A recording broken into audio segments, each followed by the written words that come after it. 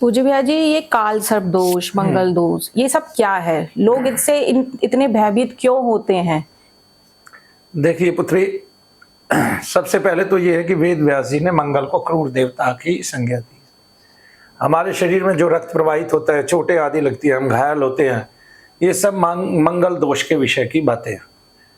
लेकिन जन्म पत्री की जहाँ तक बातें आती हैं तो मैं इस दोष को कम मानता हूँ, क्योंकि काल सर्प जो है वो किसी महात्मा का गठित किया हुआ है आज से 50 वर्ष पहले। उसके बारे में जिन्होंने भी हमारे ये आर्स ग्रंथ लिखे हैं, होरा शास्त्र लिखा है, या जिन्होंने भी हमें ये ज्ञान दिया है, विज्ञान दिया है, कुंडलिनी शास्त्र, कुंडली शास्त्र का, ज्योतिष शास्त्र का,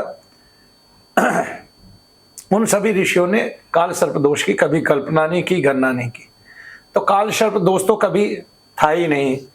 दूसरी बात, मांगलिक दोष की बात है, तो जो मांगलिक दोष है, काल सर्प दोष से डरने की भी आवश्यकता नहीं है, क्योंकि जिस दोष का गठन किया गया है वो दोष राहु केतु, अगर एक तरफ है राहु केतु कहीं भी हो आमने सामने, उनके दूसरी तरफ कोई ग्रह नहीं है, उसी को काल सर्प दोष कहते हैं। और 12 सर्पों के नाम, अनंत, वासुकी, कर्कोटक, ऐसे करके सारे अनंत, उनके शेषनाग, ऐसे करके सारे के सारे जो है ना सर्पों के नाम उसमें रख दिए गए हैं, और उनके केवल दोष ही गिनाए गए हैं, लाभ नहीं गिनाए गए। तो अगर कोई योग बनता भी है तो जैसे उसकी हानि है तो लाभ भी है योग की, और कहीं ना कहीं उस ग्रह के हानि है तो लाभ भी है, लेकिन इसमें केवल हानियां ही गिनाई जाती हैं। कि जैसे किसी का काल सर्प दोष हो गया तो पता नहीं उसको कितने रोग होंगे, कितने कष्ट होंगे। ये तो मैं केवल ब्राह्मणों की खाने की विद्या मानता हूँ। इससे केवल ब्राह्मणों का या ज्योतिषाचार्यों का पेट भरता है। ये काल सर्प दोष वो है जो सबका पेट भर रहा है इस टाइम। दूसरा, जो मंगल के दोष होते हैं ना, तो वो पहले शादी में देखे जाते थे और ना आप देखने चाहिए, क्योंकि पहले शादियां ज्यादा निभती थी, अब शादियां कम निभती हैं। तो वो मात्रा गणना जो है वो उसके अनुकूल भी हुई है, क्या कहते हैं, जनसंख्या के हिसाब से हुई है। कि पहले जिस क्षेत्र में जितनी आबादी होती थी, जैसे पहले दिल्ली में 2 लाख व्यक्ति होंगे जब मैं पैदा हुआ, और अब दिल्ली में 2-3 करोड़ व्यक्ति हैं, 2.5, 3.5 करोड़ व्यक्ति हैं, तो वो उस पर लागू होता है। फिर अब के चलन में और तब के चलन में अंतर आ गया। तो काल सर्प दोष, मंगल दोष, इनकी गणना करके ज्यादा प्रभाव में हम नहीं पड़ते हैं। उल्टा मंगल की सेवा उसको पृथ्वी का पुत्र मान के करनी चाहिए, और मंगल को अगर प्रसन्न करना है तो जो आपके हिस्से में जमीन आए, जो क्षेत्र आए, उसकी साफ सफाई रखो, बिल्कुल ऐसे जैसे आप जो है अपने घर की साफ सफाई रखते हैं, तो भी मंगल देवता प्रसन्न होता है।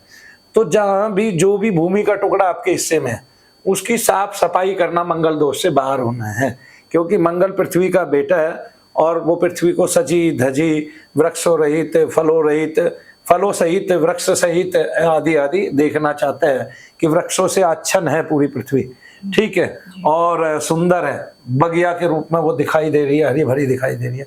इसी से मंगल की प्रशंसा होती है। फिर ऊपर से लाल वस्तुओं के दान, गुड़ का दान, हैं जी, और मूंग की दाल लाल होती है, मूंग की होती है ना लाल, मसूर की दाल लाल होती है, तो मसूर का दान, ये सब दान जो है ये हमें लाभकारी होते हैं। तो हमें मंगल की जो है ना ज्यादा गणना नहीं करनी चाहिए। मांगलिक दोष जो है वे इतने बड़े दोषों में नहीं आते हैं। और हम आजकल शादियां नहीं करते हैं, पहले सभी की शादियां होती तो क्या बिगाड़ हो गया, ठीक है। जो भी आज से 40 साल पहले का व्यक्ति, जिसकी आज से 25 साल पहले शादी हुई, तो भी मंगल दोष नहीं देखा जाता था, और आप सब मंगल मिलाने लगे हैं सबसे पहले, ठीक है। ऐसे नहीं, और फिर भी शादियां नहीं रुक रही है, सारे दोष हटा के भी। तो फिर इससे आपको देखना चाहिए कि हमें इन दोषों के चक्कर में नहीं पड़ना चाहिए। जय शनिदेव।